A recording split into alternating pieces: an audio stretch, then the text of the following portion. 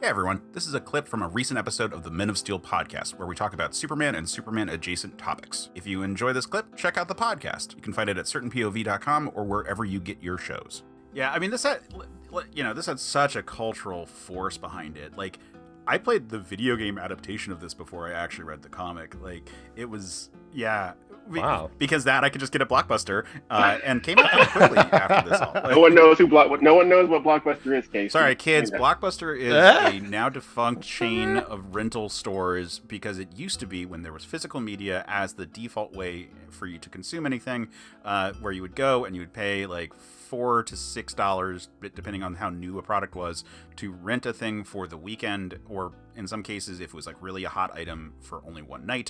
And most Blockbusters eventually started stocking Sega Genesis and Super Nintendo games at a certain point, and I had a Super Nintendo, so I gave them my $6 and I rented this for a weekend, and it was fun.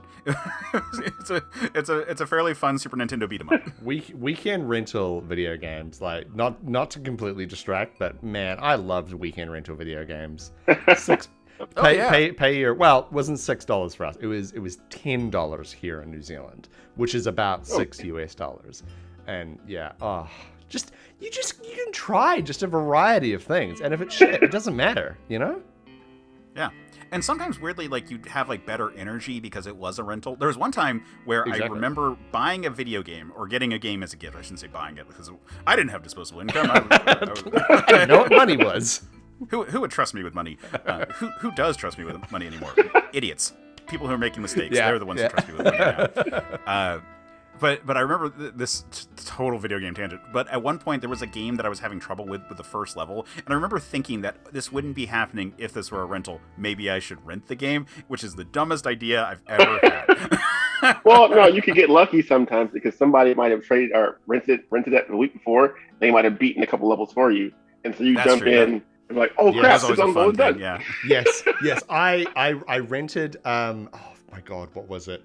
It was like one of like a Call of Duty or something, like some first-person shooter on PS2, and we got it home and we cracked open the case, and tucked underneath the manual was someone had written a list of cheat codes that they had obviously found somewhere, but it was like written in like pen, so someone had actually written them down on a piece of paper and put it back in the game.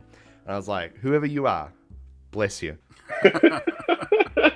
Yes, the Halcyon days of the 90s. But getting back to the actual book, remember, if you like the clip, after you're done liking and subscribing, check out certainpov.com, where you can find more episodes of the show, as well as a ton of other great shows.